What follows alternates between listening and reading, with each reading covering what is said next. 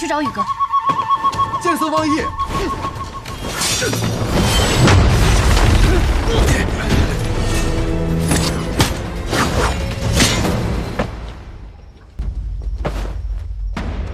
苏沐雨，我没有见过，看来谢家藏了一柄很好的刀。我时常问我师傅，我的刀法如何了？师傅总说，我的刀法在暗河这一带中已是第一，但比起剑术第一的苏沐雨，还有很长的距离。你师傅是谁？谢家，谢七刀。七刀叔是个很不错的老师，你是他的弟子，难怪可以走到这里。我不要你言语上的称赞，那便如你所愿。我要对战的是你的剑，而不是一柄破伞。散级术武剑，你知道我想看什么？难道是我没有资格让你使出18剑阵吗？用你的刀来看我的剑。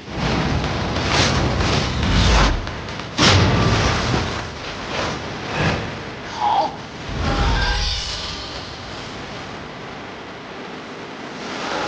离息之术，这是谢家的不传绝学，堪称无敌。苏沐雨。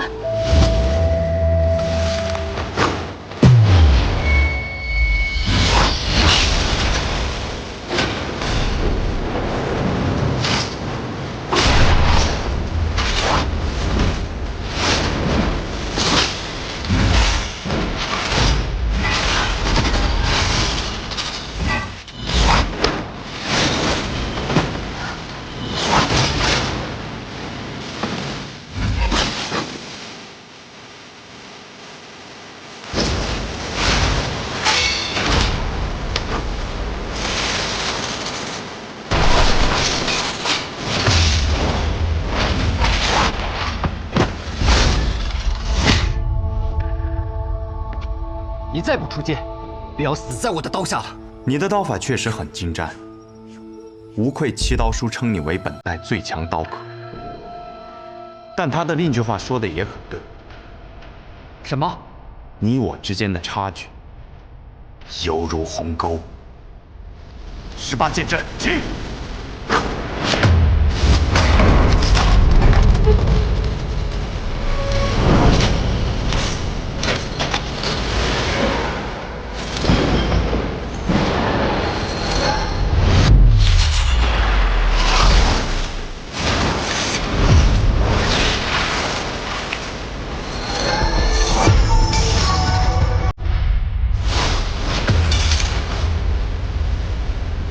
这便是18剑阵，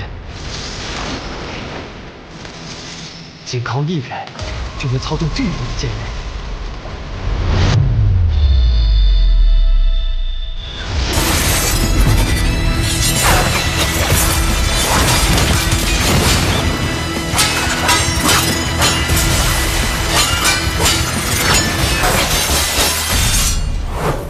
18剑阵已现，你能越过我的剑阵吗？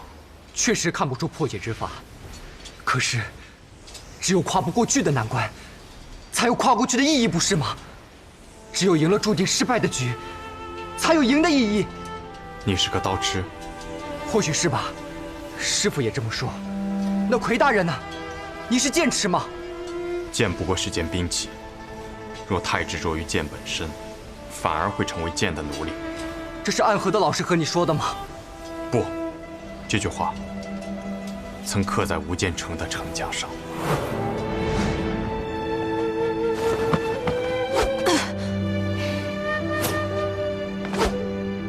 从早练到晚，我们岳安真是一个持之以恒的好孩子。因为我想成为跟阿爹一样厉害的人。对了，阿爹，我看三叔整日醉心于剑，可为什么你早已逍遥天境，他却始终只有自在地境呢？因为啊，他的心里只有练剑，所以才止步不前啊。我不明白，阿爹，你心里到底比他多了些什么呀？傻孩子，爹爹心里有你呀。你对刀有着纯粹的执着，可你为何要赢？只是想要比我更强吗？若你的心中只有强弱，那么你的刀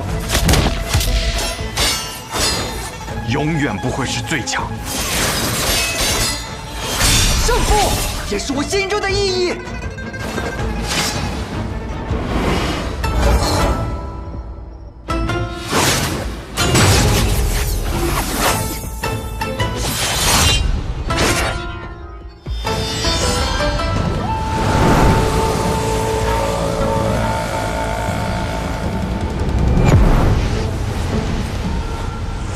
这一刀值得敬佩。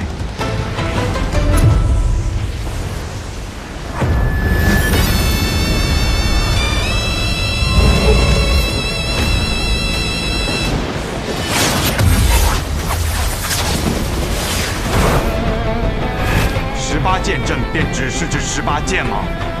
为何不能是180剑、1800剑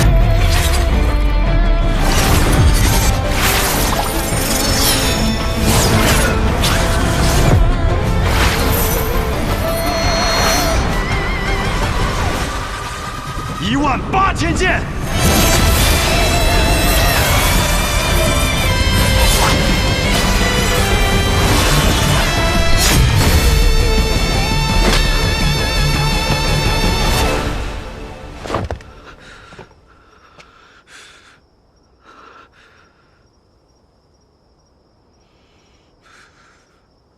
方才那一剑叫什么？飞刃散落，宛若暮雨，长剑如虹，一击致命。方才那剑以我为名，便叫暮雨。以剑为名，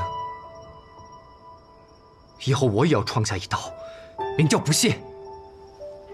你痴心于刀，醉心于刀，你战斗的一切都是为了刀。可刀是死物，你需要去寻找真正值得你为之死战的事物和理由。理由？我不明白。就像我必须要战胜你，因为我不能输。我不明白你说的，可是我会为了赢你，去尝试寻找。你这是要走？我早就说过，我来这里不是为了杀任何人。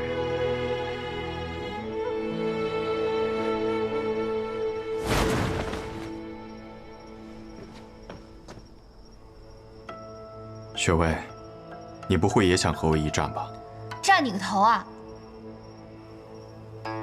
你流血了，赶紧擦擦吧。你这药我可不敢用。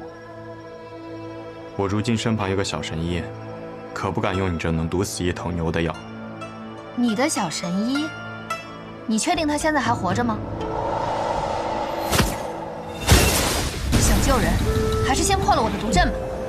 雪薇，你知道这阵困不了我多久的。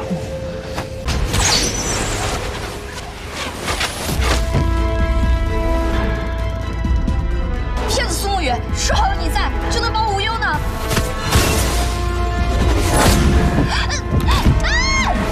沈烟，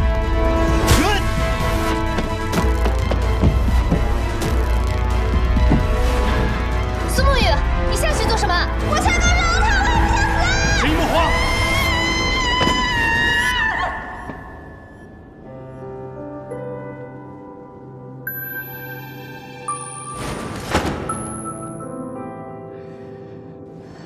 你真的来了？我答应过沈毅，有我在，保你无忧。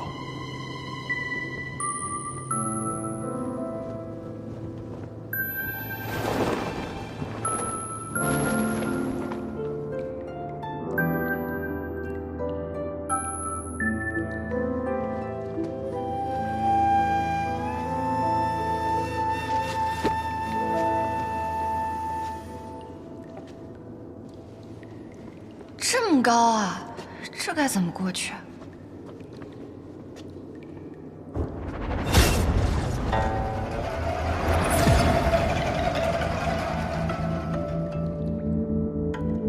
此神门重若千斤，掌力无法对开。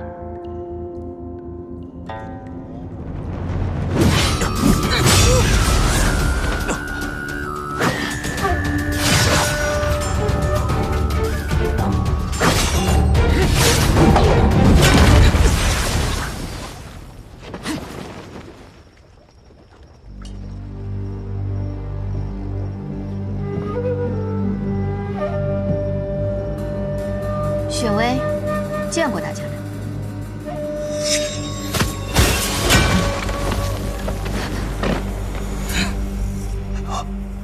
密言，我们走。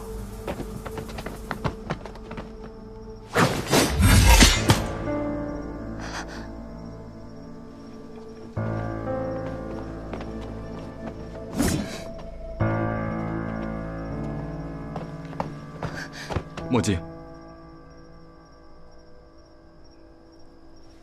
完了，我忘了，这可怎么办？这下真是要中毒身亡了我。血呀！你快点儿，一会儿我真死了。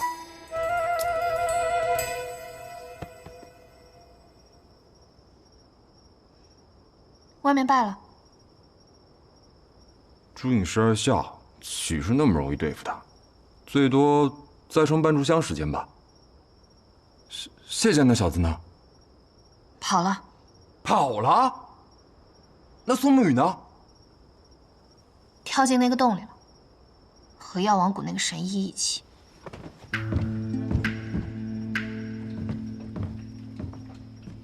哎，正好，往里面撒把毒，要最毒的那种。你疯了？苏沐雨还在里面。你给过他一粒无花丸，就封在他的剑柄里面，别以为我不知道。下毒，这机会错过可就没有了。苏沐雨可以不用死，但那个神医今天必须死。快点儿，快点儿！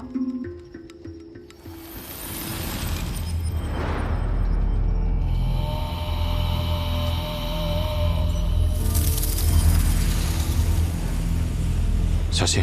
小心什么？有毒！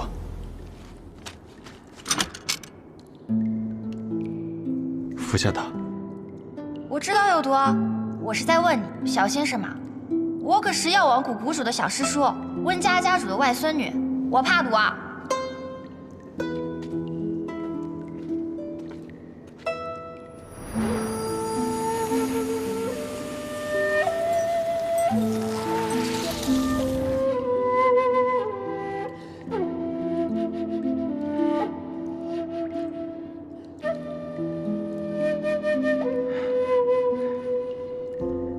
神医还真是给人很多惊喜。母生，东南凯门，母痕正北修门，母凤四塔西海。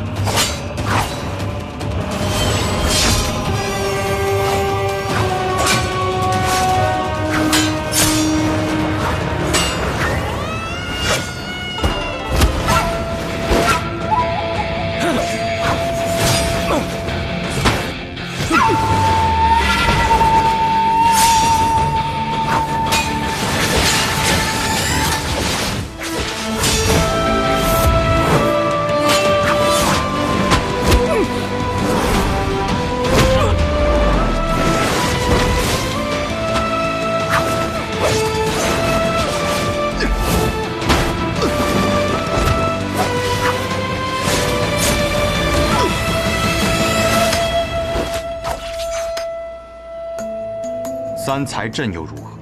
剑阵是死的，而剑客是活的。再精妙的阵法，也有破解之道。你是如何在这么短时间之内找到破解之法的？我从一个以剑闻名的地方而来，在那里，有专门的人研习天下剑法，也有专门的人破天下剑术。我父亲曾说过，若非剑仙，在其面前，没有人有资格提剑这个字。无剑城，你竟是出自无剑城？我未用18剑阵，你便败了。你以为我只带了这3个人？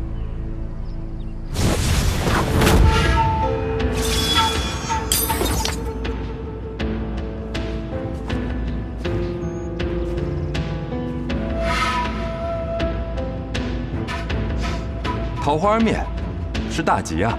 新阳，你来晚了。抱歉，抱歉，这场杀局不能让雪薇看见，要不然的话，她定是死也要护住苏沐雨。哎呦，把她骗走可费了我不少功夫。魁大人，又见面了。青阳兄，5个木家的鬼，外加一个木柏，一个木青阳，看来只能背水一战。小神医，希望能为你拼出一条生路吧。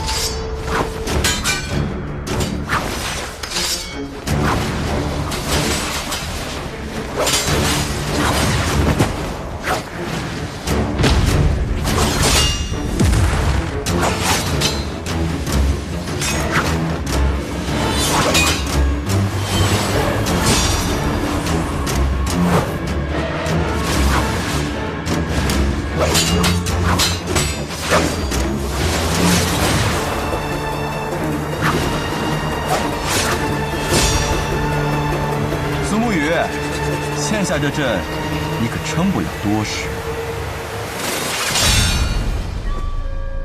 妈的，树上活了个臭小子，真不是个东西。哲叔来了。那个卵仔啊，在竹草里头走了个过场，喊老子在这个收银。银我是收到了，还多出穆家7个鬼。哲叔此言何意呀？让你讲话了没有？哲叔还是这么喜欢营造出我很厉害的气氛。我还要营造啊？老子本来就很厉害。哲叔接下来怎么打算？我打算狼子不杀你，还能完成老爷子的任务。怕是有些难啊。确实有点难。但我们两个毕竟也算是萝莉之交啊。莫逆之交。对。哎呀，吃了没文化的亏。哎，要不这样子嘛，我们两个联手，先杀了穆家这几个鬼，剩下来就是我们苏家自己的事了。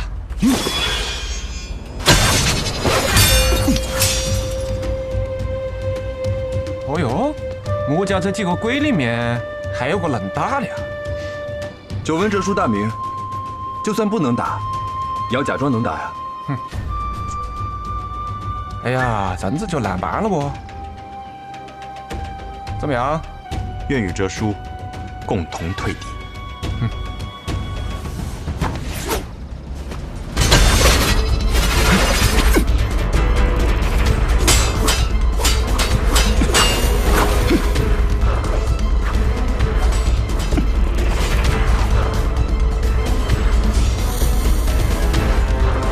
抱歉了，小木鱼。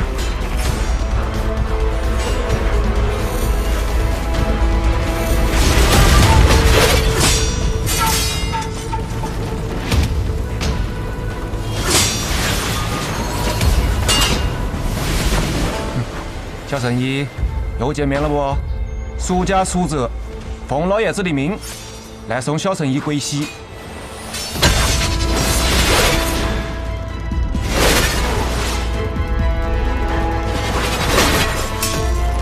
鬼总部，狗东西！你究竟是哪个？我是白鹤怀，药王谷的神医啊。你母亲可是姓温？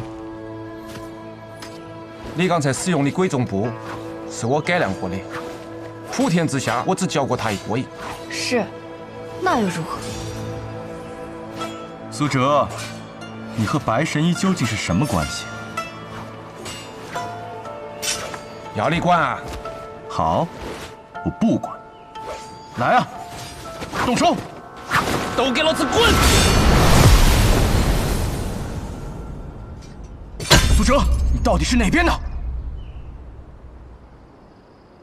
你母亲的名字可是叫温若锦，小名阿鹤。是。那你是？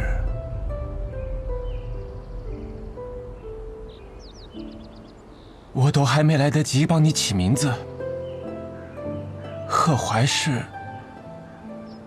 母亲给我取的名字，白鹤南飞，淮水相望。白鹤南飞，真是个好名字啊！你母亲在起名字这方面确实有天分，比如狗东西。是啊，比如狗东西。原来他说的是真的。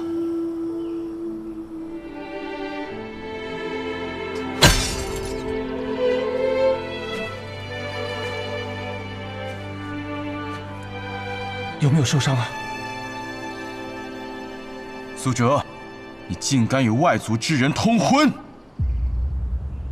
是有人子，违背族规，你和这个孽种都该死！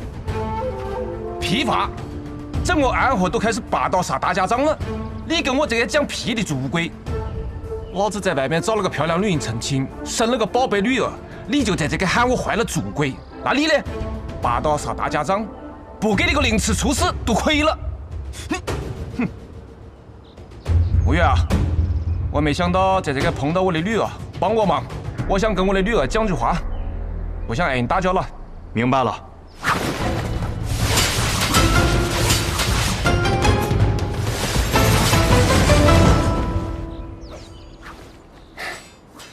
真是意外的重逢啊！要是站在这刻的是你的母亲就好了。女儿就不行了吗？女也好，要是老婆的话就更好了。老婆再好，你不还是一次都没有回来？我不回来那是为了你们好。我看过大家长的记忆了，他明明给了你自由。是啊，他撮合了我魁的身份，给了我自由。我满心欣喜地去了文家，但你的母亲还是患上了不治之症。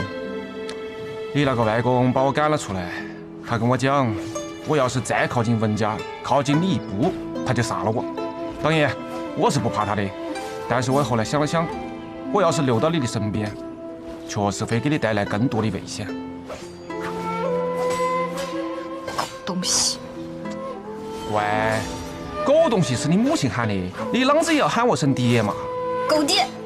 啊，得，狗爹也是爹。你还杀我不？哎呦，这不就是一场误会吗？你看，现在误会解开了。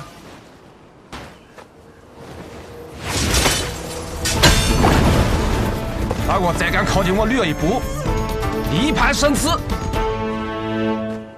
哲叔啊，你这变脸的速度也太快了。都是自家兄弟，讲什么见外的话？少主，他们两人似乎准备联手。既然他们苏家要打，我们便同他们打。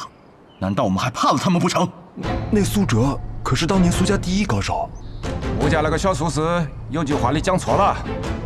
什么话？我现在还是苏家最强的。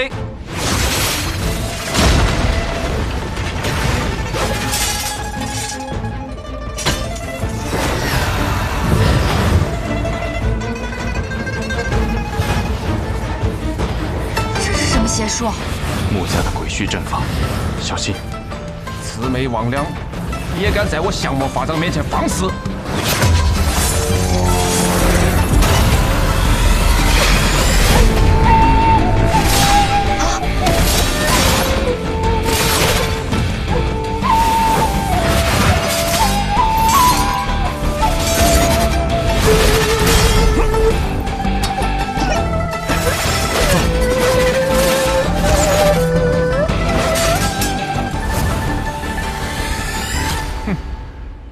针还没起，就挨我破了。哲叔，当年我们共抗魔教的时候，怎么没发现你有这么厉害？那个在我女面前肯定要卖力点了嘛，对付那些魔教又不给银子，差不多就得了。哲叔还是留手了。哎呀，那两个小子还是有点本事的，给他们跑了。那我们接下来。你们父女二人重逢，我是不是应该先避开会儿？不必，你就站在这儿吧，不然更尴尬。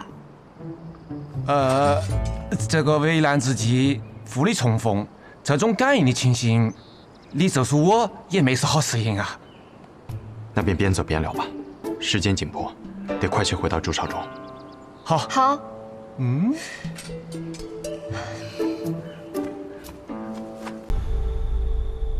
说给员外那位听的话我已经说完了。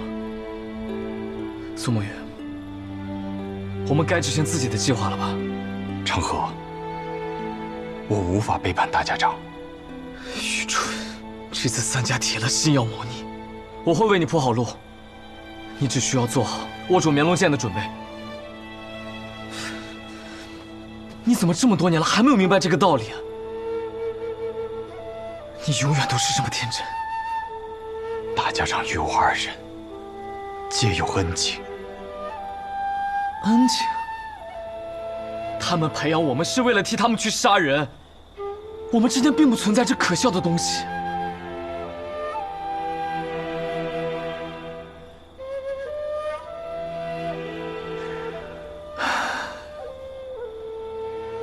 只有你真的把安和当成了自己的家。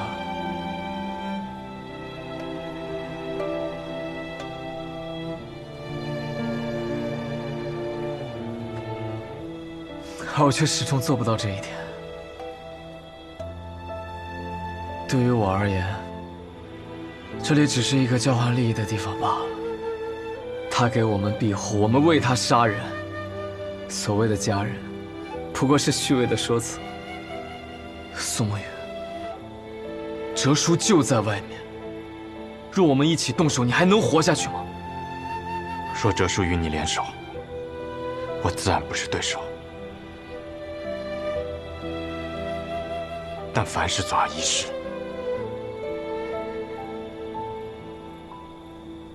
你要是说得通，你就不是苏沐雨。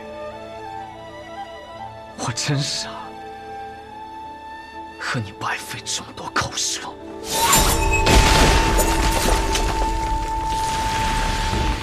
慕白，在里面偷听的可还痛快？你是怎么发现我的？因为那个让你来此候着的消息，就是我给你的。哼，咱们都是同族，就该互通有无。谁跟你是同族？苏长河，你给我等着！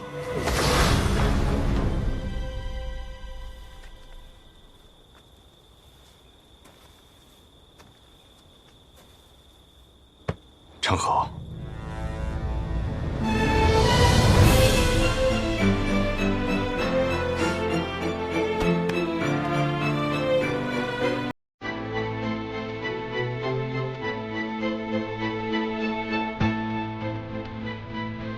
开弓没有回头箭，大家长这次一定会死，我也一定要拿到那令箭。所以，好好想一想我们当年的约定吧。苏沐雨，你去做安和的魁，以后成为大家长，统帅三家，而我留在苏家，继承苏家家主之位。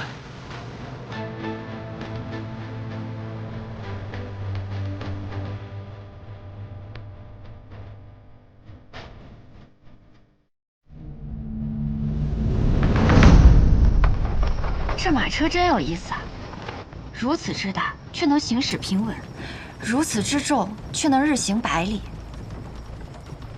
这是搬家搬三爷捣鼓出来的玩意儿，能不有意思吗？坐好这架马车10日以后，他便死了，生病死了。那我若是治好了大家长，我不会得病死了吧？神医多虑了，你可是神医呀！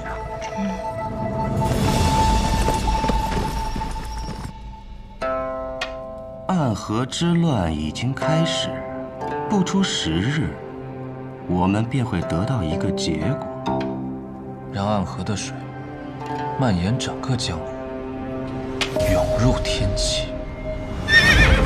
长河，或许这一次，你我要对彼此真正的拔剑了。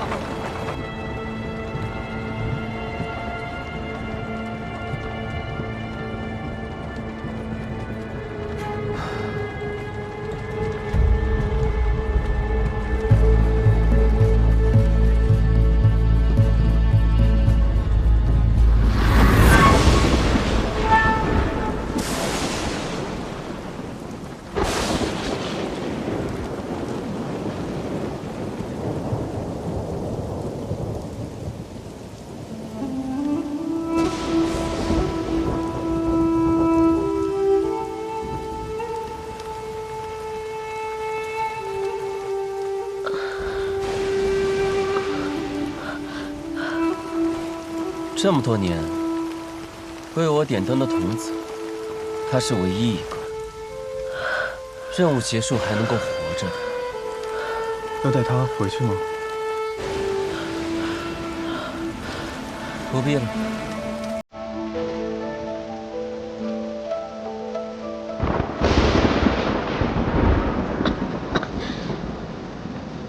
都快死了！17号，欠你一只手，还你一条命，算你赚了。多少黯然的情绪，不舍的挣扎，漫漫长夜中寻你挣扎痛的17号，你怎么会在这里？我偷听到你们的任务点，私逃出来寻你，我来接你回家。那地方也能算是家吗？有家人等候便是家。你弟弟还在那里。如同宿命随波光点去着谁等趟破黑暗的河，哪里会有彼岸穷尽一生唯一点光心尽颜色，辗转悲欢离合，恋恋不舍，思念在夜里醒着，心不由我，情字总无法逃脱。怎么总把自己搞得这么狼狈？好像每次你都会及时出现，我狼狈点儿，你没什么问题。鬼哭院的试炼马上要开始了，各家主唤我们回去。这一天终于还是来了。哪里会有彼岸穷尽一生唯一点光心尽颜色，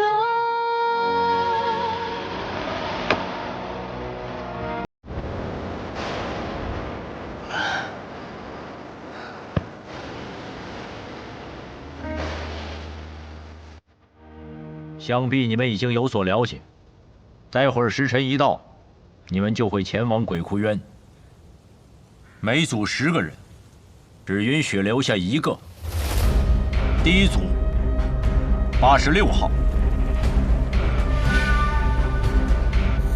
18号、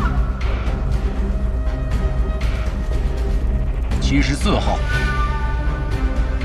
42号、34号、26号、17号、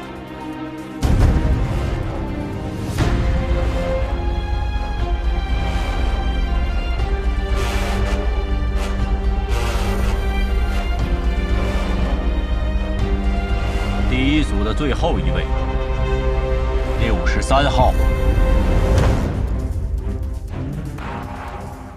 63号。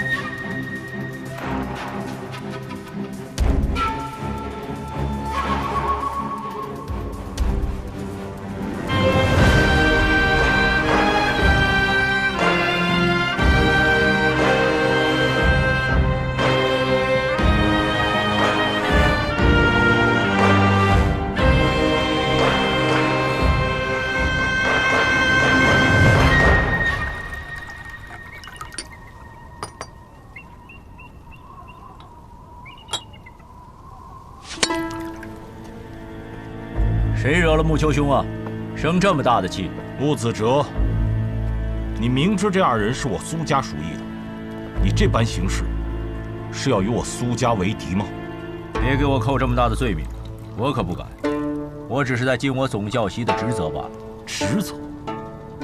不把过强的2个人放在同一组，这是3家都默认的。你就不怕我上报提魂殿吗？等他们情深意重，把彼此看成兄弟的时候，再让他们自相残杀。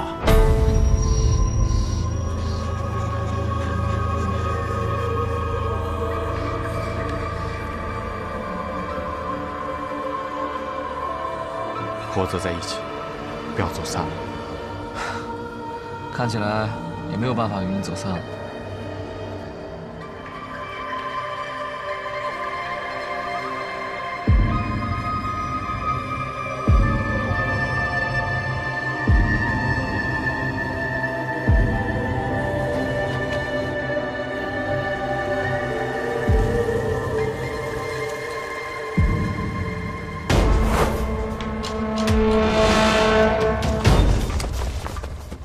全都来了。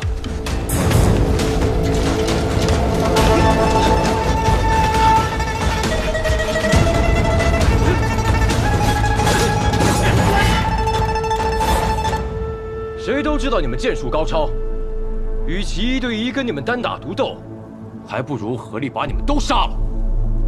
我们剩下的再斗，还有几分生气。那便来吧。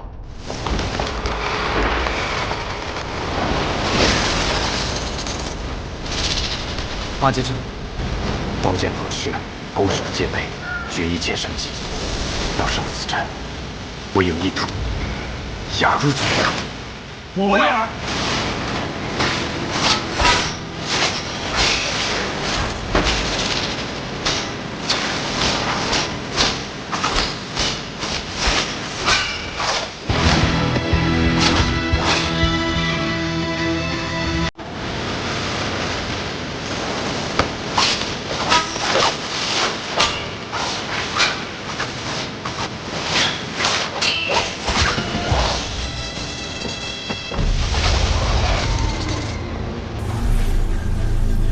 要破八阶阵，唯有牺牲一人才能找到突破之口。我们2个同时上，算怎么回事？我知道，我来。那我走了。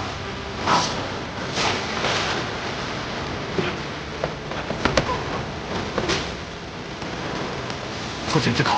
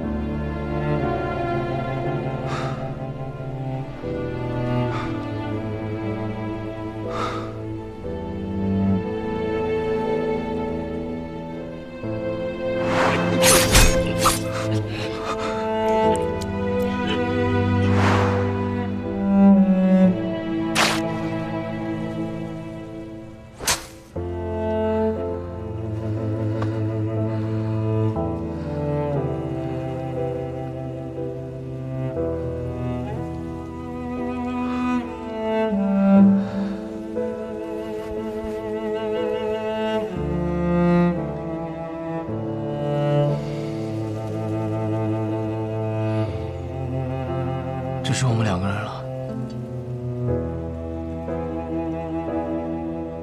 所以，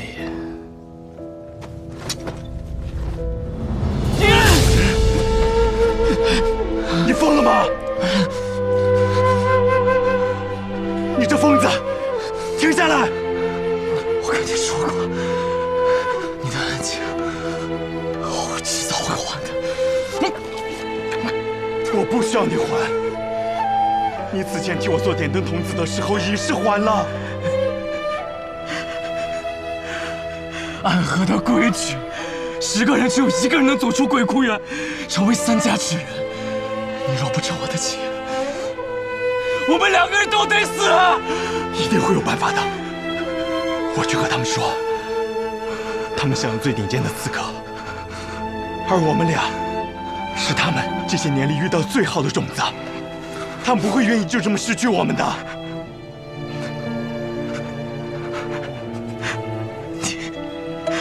你太天真了。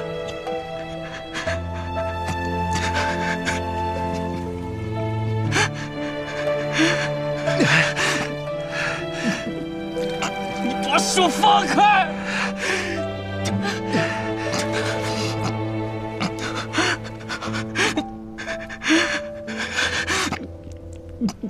你把手放开！只要足够强，便有资格天真。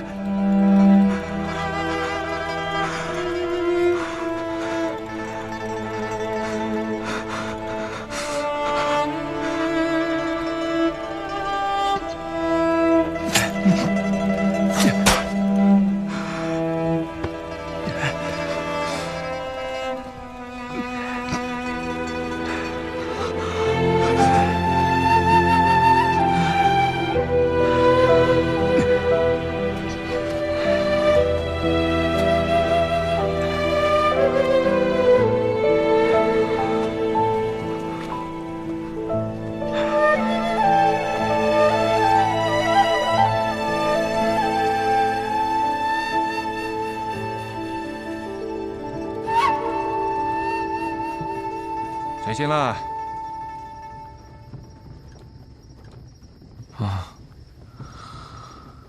做了一个很长很长的梦，梦到一些很久以前的事儿。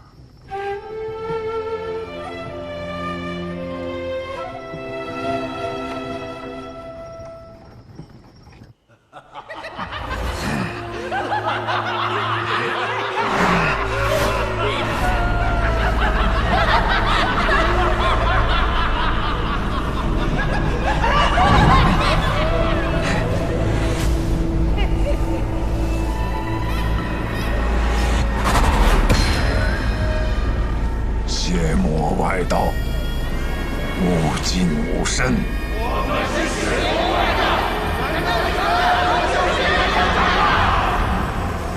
不过是些魔障，看我一剑斩了你们！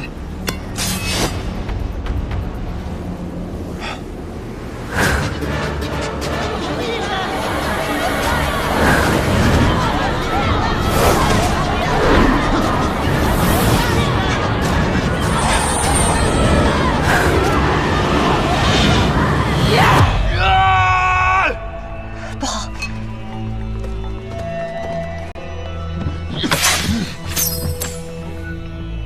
大家长，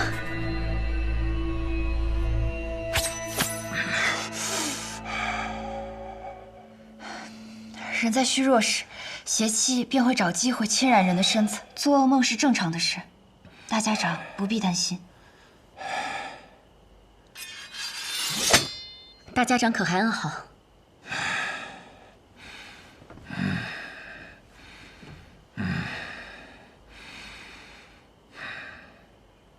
毛头，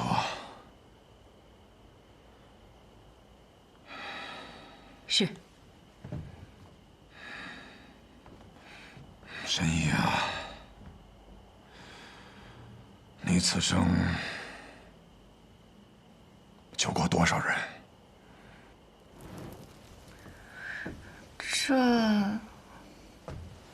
这我哪里记得得？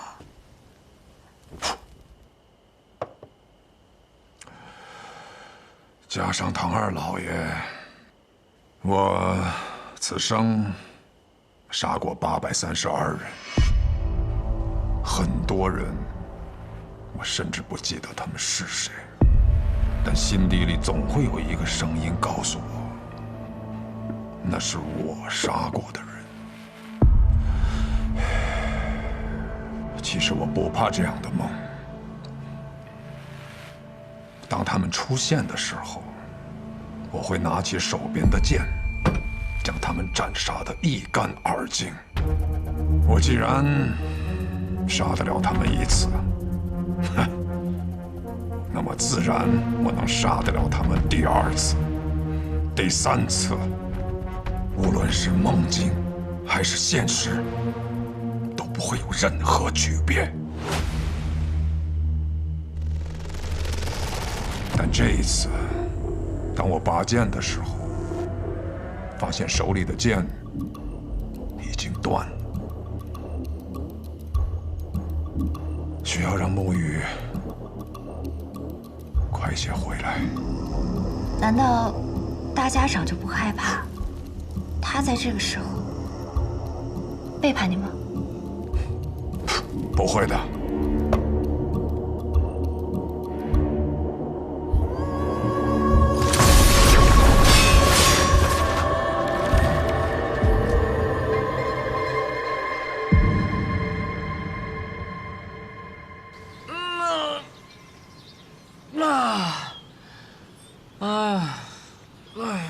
坐了许久的马车，累了。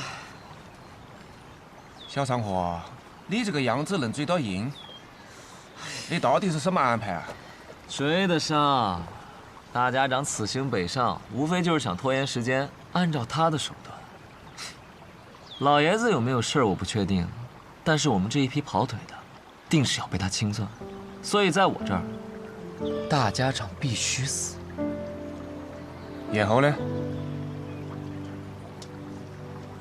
我对于苏沐雨的安排，应当已经到了，让他见见几个故人，拖延一下他追上大家长的时间。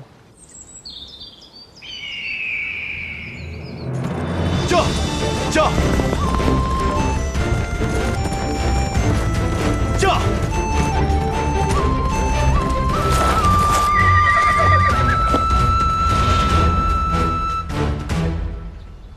昌黎，宇哥，好久不见了。昌河派你来的。啊，是大哥让我来的。他说让我拦住你，实在不行，就哭到你心软。他是不是觉得我不会杀你？他自以为能猜透我的心，可我杀过这么多人，我也有无法控制住自己杀心的时候。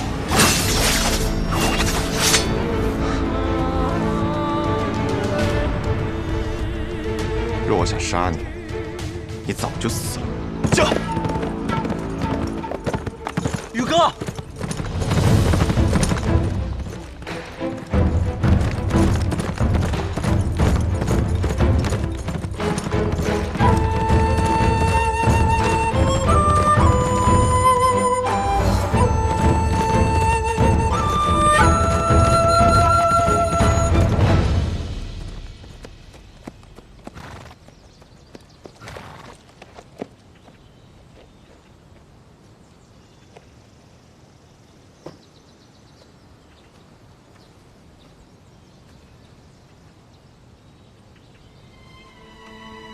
老师，你口中的“老师”这2个字，放在我的身上，我可不敢当。苏芷先生，许久不见了，苏沐雨。昌河为了拦住我，居然把你也请来了。不必怪昌河，是我自己想来的。我想此事之后，或许我们便没有相见的机会了，就自请来此见你一下。顺道下一局棋。我在赶路，没有时间。若有机会再见先生，回到暗河，我定去藏书阁拜会。若我没有做到让你下完这局棋，昌河或许会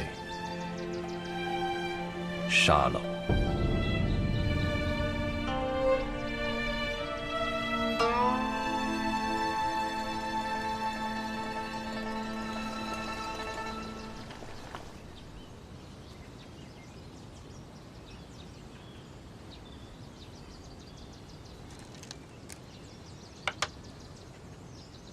先生来此，是想劝我和昌河联手。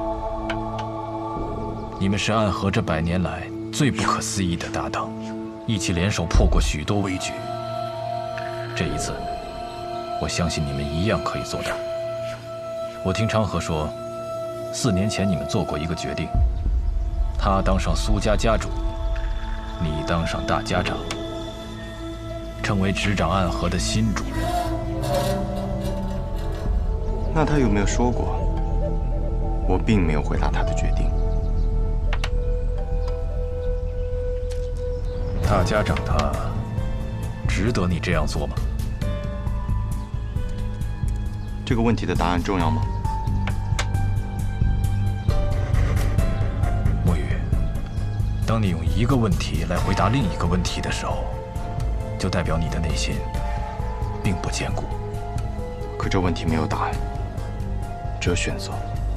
我在苏家待了将近10年，昌河与我更是从同一座炼炉当中走出来的师兄弟。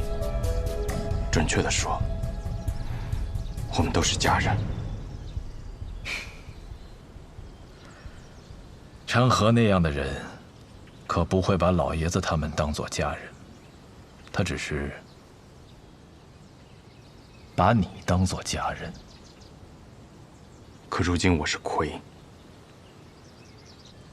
我的父亲曾教过我，承诺是比生命更重要的东西。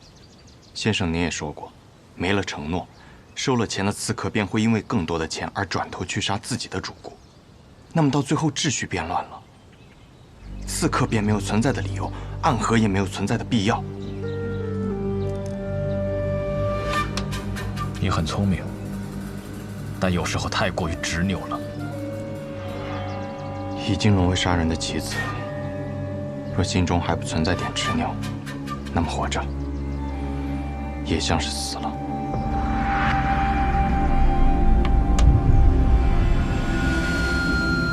先生，你败了，告辞。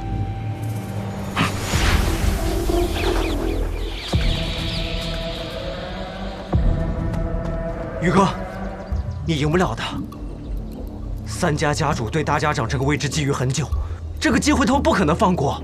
即便大家长最后把生医好了，他们还是会不惜一切代价把他杀了，这是个必死之局。即使死局，那么昌河他到底想做什么？他想改变暗河，跨过暗河，便能到达彼岸。彼岸之处不再是长夜，而应有光明。和我们联手吧。大哥的意思是，让大家长在一个合适的时机死掉，死之前他把绵龙剑传给你，你执掌暗河，而他则去扫清苏家的障碍，成为苏家家主。到时候其他2家再有不满，你们便联起手荡平暗河。宇哥，抱歉，我有我的选择。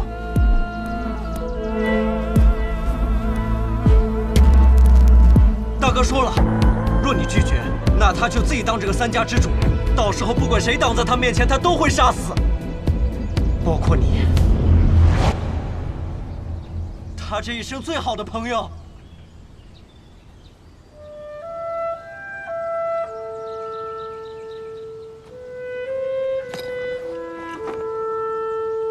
沐雨，道阻且长，行则将之。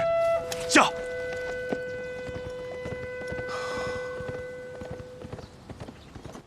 先中毒再解毒，以身试毒。倒是有种不疯魔不成活的意思。只是我不太明白，为了几张银票，神医愿意为我以身试毒？自然是不愿意啊，我又不傻。不过我有一个办法，既能感同身受的了解大家长体内的毒，但同时又不会死。什么办法？移魂大法。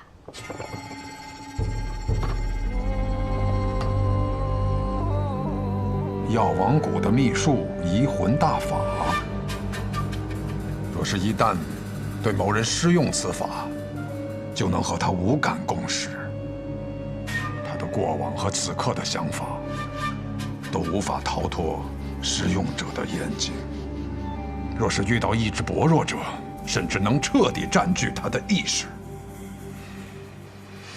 我初听到此门功法，还曾感慨，这哪里是医术，分明是邪术。确实，医者行医，治的是人身体里的毛病，而移魂大法却能治人心病。不过我这次对大家长施用移魂大法，为的是彻底去除你体内的毒。至于大家长你心里想的那些嘛，我可以试着不去看。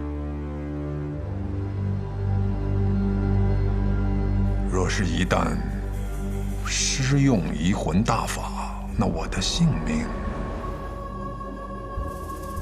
自然是全在我白鹤怀的掌控之中了。届时只要我想，可以随时杀死大家长。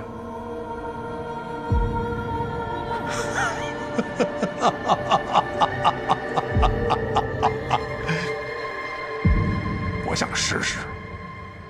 大家长能活几日就让他活几日吧，反正我们抓紧时间找机会，先把那小神医给杀了就是。大家长和那个神医有地质摄效保护，你那么有信心？哎呀，我派人传了封信，去向了北面那座皇城，里面有一个人出身唐门赫赫有名，是唐二老爷最亲近的弟子。九江琵琶亭内3道暗器震惊天下，是可以与司空长风、百里东君等人齐名的高手。唐灵月，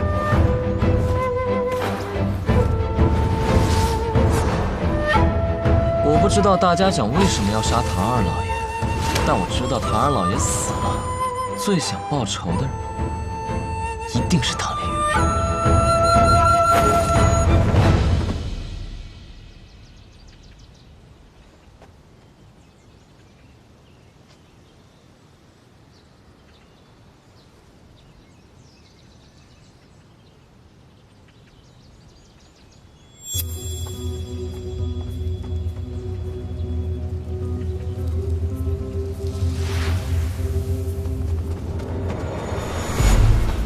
护送大家长离开，快！是。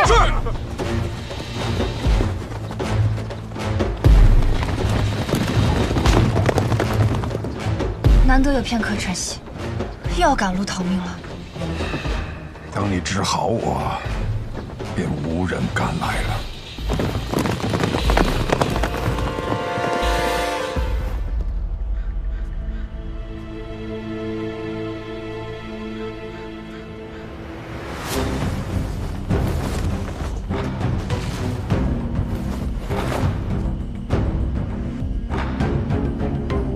找到你们了，暗河。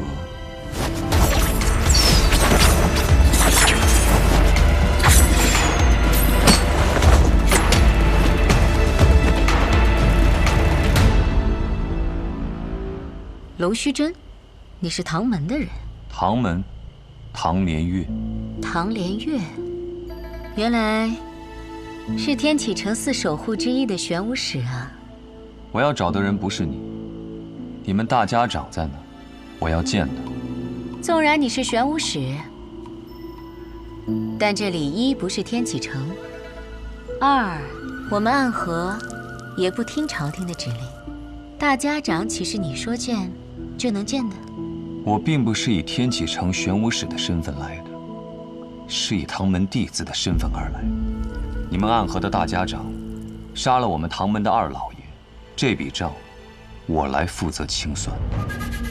这个消息玄武使是怎么知道的？如果是子虚乌有的事儿，那该如何呢？想必你们大家长早就走了，留你在此处断后，与我说这么多，不过是想拖延时间罢了。想走？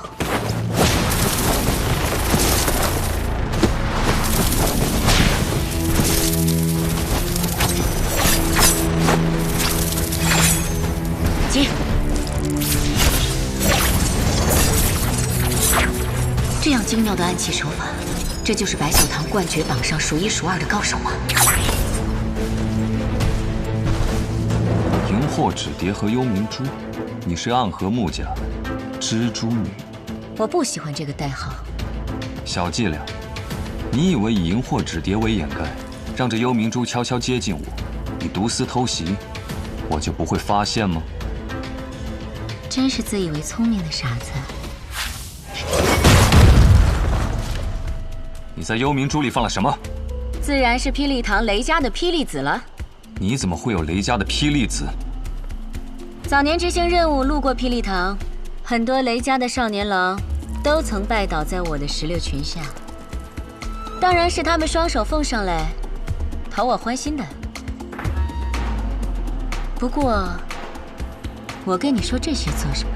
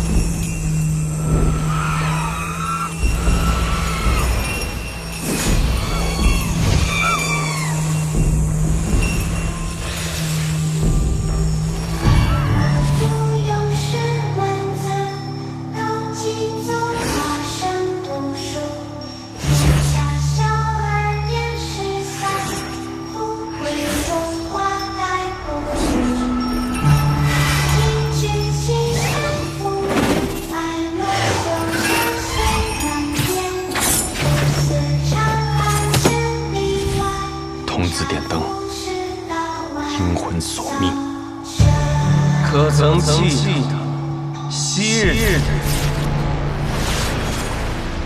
也差点做这点灯的童子？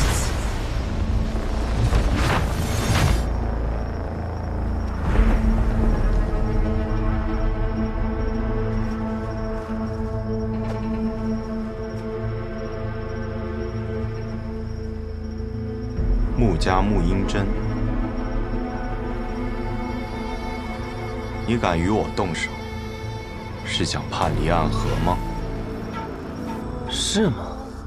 可我得到的消息是你暗算大家长，意图谋反。我来此杀你，是奉家族之命救出大家长。看来穆家还真是一片忠心啊。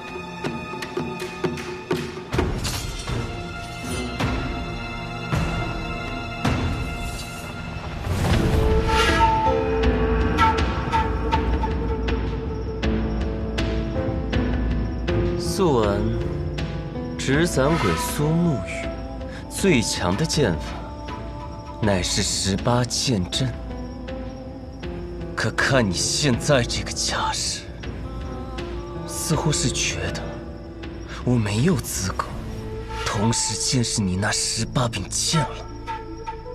你确实没有资格。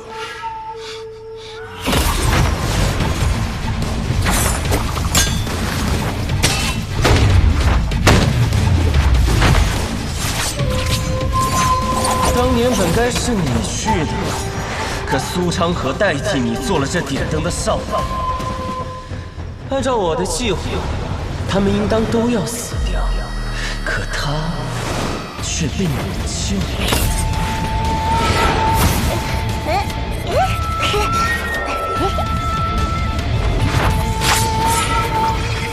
我想我明白为何他要替你。如果当年点灯的人是你，你必死无疑。实在没想到，苏家赫赫有名的纸伞鬼，从尸体遍地的炼炉中爬出来的无名者，如今的朱影首领魁，居然是一个心存善念的人，舍不得对孩子下手。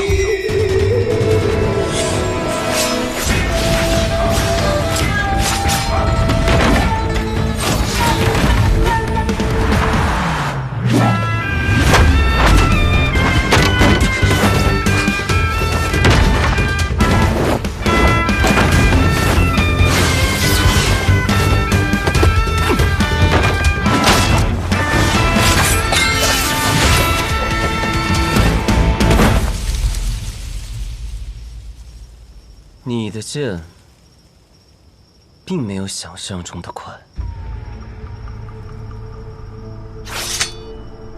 是吗？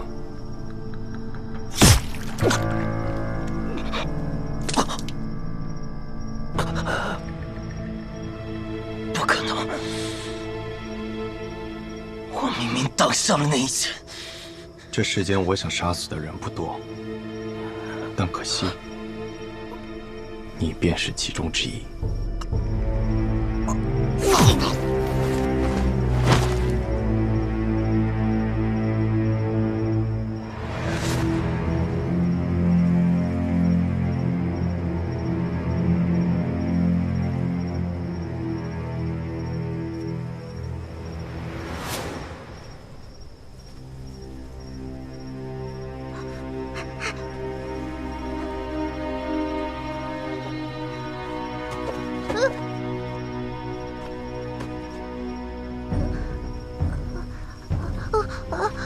别怕，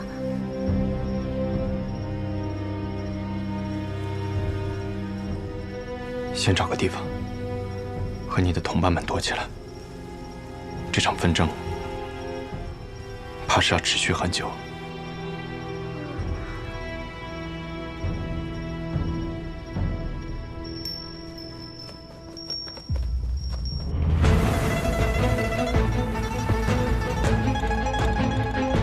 看来天启城的守护使也不是那么难对付。我们唐门并不怕雷家堡，所以我也不怕你的霹雳子。你再动，我便只能杀了你。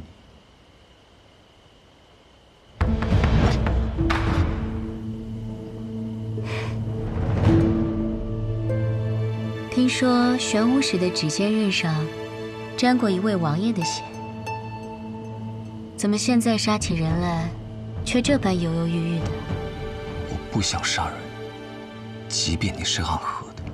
哦，我还以为是玄武使怜香惜玉，舍不得动手呢。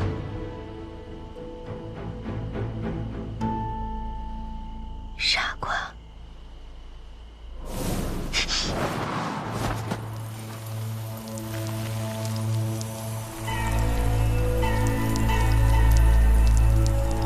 早就听说暗河穆家精通各种鬼术，今日一见，果然如此。九江琵琶亭，唐门唐连月，三道暗器名扬天下，我对玄武使也是敬仰已久。方才我便不该对你留情，中了你的媚术。媚术？什么媚术？你既知道我在九江琵琶亭内以三道暗器名扬天下，那么你知不知道这三道暗器是哪三道？坊间倒是有传说，三道暗器都是你自创的。至于是哪三道，还未曾听过。不必听过，你马上就要见到。别乱动！再动，我的那些蜘蛛就要将你吐成一个冰人了。再搭上一些幽冥珠，保证你被炸得尸骨无存。那便试试。